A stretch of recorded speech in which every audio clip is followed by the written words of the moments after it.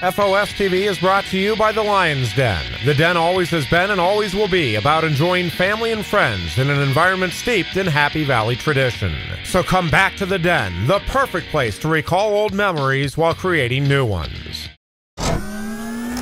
Mark Brennan of FightOnState.com here with Pat Boland of ESPN Radio 1450 in State College, here to talk about the Joe Paterno press conference coming off of a tough loss to Alabama. What are some of your thoughts on how Joe kind of looked and sounded and kind of how he's addressing things in the wake of the loss? Well, I think the one message he wanted to get across is we're not very good. Yeah.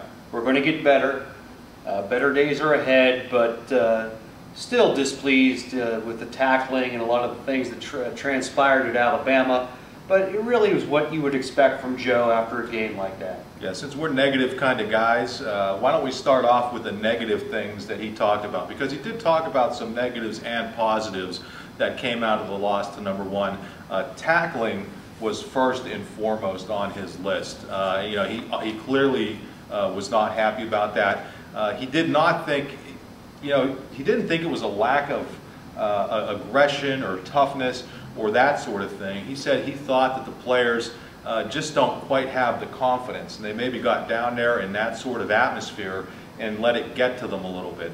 I didn't really think that the atmosphere bothered them, but if he did, obviously the atmosphere must have bothered him. And the one word I wrote down here is when he was talking about tackling, he said they were somewhat tentative. Right, that's a great way to put it. And later on he said that the linebackers didn't play very well. He felt that his secondary played well, but his linebackers just didn't measure up to Alabama, and he gave a lot of credit once again to Trent Richardson and the Alabama running game. Yeah, he defended some of the people that in some of the areas that people have been critical of. Nick Suke is a guy who people were very critical of.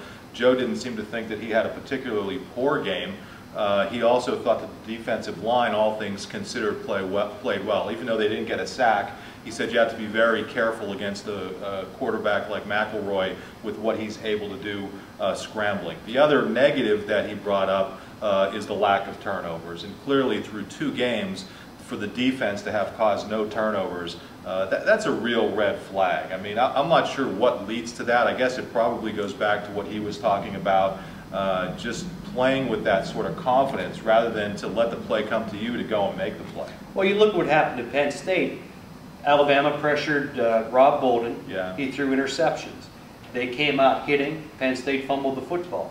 I mean, that's what leads to turnovers. Aggressive play leads to turnovers, and Penn State really has not been that aggressive. They don't look like last year's defense by any means, and I think we're really starting to see how much they miss Lee, Bowman, Audrick, and some of these other players, even a guy like Jerome Hayes, who played with a lot of emotion and fire. Yeah, and I think ultimately they're going to have players who step into those roles, but it's very difficult to do it down at Alabama. I mean, frankly, the defense didn't play, just shut down type ball when they were playing against Youngstown State here.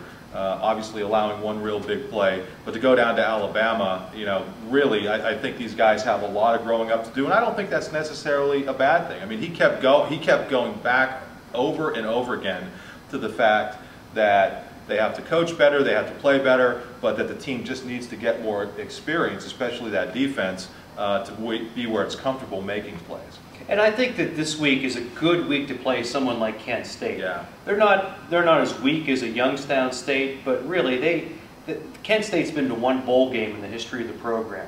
It's a program and a game that Penn State should be able to win without much problem, get some confidence, and do all the things that Joe's talking about. Tackle better, block better, don't make mistakes, and don't turn the ball over. And then that Temple game is looming even larger right now. I think that's going to be a better test. But I think right now this Kent State game is appropriate for this team at this stage of the season. Yeah, absolutely. I mean, this is a huge game for Penn State, not in the sense that Kent State comes in as nationally ranked or anything like that, but just to see how the team reacts. And that'll take us to one last negative. I don't want to harp completely on negatives because I do think there were some positives out of the game, and Joe did too.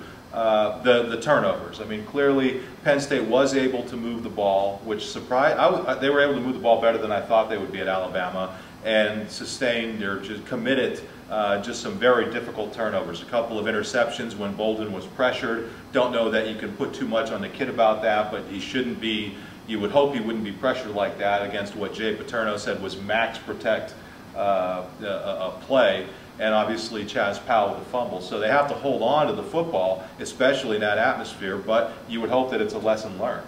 Yeah, I would think so. I mean, I think that, you know, Bolden looks like the type of kid that's going to learn from his mistakes. I think that he had a tough game, I mean, without question. Did some really nice things. And I think that maybe offensively they need to get a little bit more aggressive. Throw the ball downfield, because Bolden looks like he's the type of guy that wants to throw it downfield. Absolutely. And I also thought he looked really good when he was rolling out. And I don't know how complicated that is to teach these new people in new places, including the quarterback, kind of a reshuffled offensive line, to do those rollout passes. But boy, he seemed really comfortable as any quarterback, Penn State quarterback I can remember for quite a while, throwing on the fly like that. I know Michael Robinson did it, but this kid just seems, he seems like a natural and seems like a real weapon that they could exploit. And another point, Joe was very quick to defend Evan Royster. Yeah, I mean, absolutely. Royster's been getting a lot of heat so far this season, and I think some of it's deserved. He just does not look like an elite running back right now. But Joe said, yeah, hey, he doesn't have much room to run, and that's maybe even a bigger problem. Yeah, and it's interesting because Joe took exception to the suggestion that holes were there that Royster didn't hit. Well, that didn't come from it did come from a reporter, but that was from Lou Eliotti's press conference this morning. Lou seemed to suggest that there were some holes there and people just weren't hitting them. So Joe kind of took a swipe at the reporter, but I think he's actually taking a little bit of a swipe at his own team. Overall, I think the offensive line has not done a great job run blocking. I think that'll come together. And I think you're going to see improvement in that area in the next couple of weeks against Kent State and Temple. I have a little wager with somebody that I think Royster's going to have a couple of big rushing games. We'll see how that goes. But they have been great in pass protection, and that's really key at this point with the young quarterback. I mean, you have to keep this guy on his feet. I was shocked that Alabama wasn't able to sack him, and in my view, that's one of the real positives that came out of that. Yeah, I think that sort of has been lost in all of the discussion about what went wrong. And speaking of the offensive line, it looks like the Troutman-Pennell battle maybe has been decided with Johnny Troutman being named the starting left guard. Yeah, and that's I don't think anybody's shocked by that. I mean, Troutman's had weight issues, and that's really what's kept him out of the starting lineup. Pennell is a guy you have to really wonder, where his future is going to be on that offensive line, because he's been a starting tackle and kind of lost that job. He's been a starting guard and lost that job. So you really have to wonder if they're, where is he going to end up in all this, or is he going to be that kind of flexible guy who can be a backup in case somebody gets hurt. Good. I'm glad you brought up some of the newsworthy things. Other newsworthy things, it sounds like Gerald Hodges is going to be out from anywhere from 4 to 8 weeks. They're not quite sure. After the game, he told us that it was a bone bruise. It's sounding more now like after they did x-rays, it's a crack. So that's not, I think with the linebacker play, he was a real key cog. Don't know that he was going to be a starter, but you're going to miss a guy like Gerald Hodges. Also, on the injury front, Stephon Morris has a sore foot. He's day-to-day.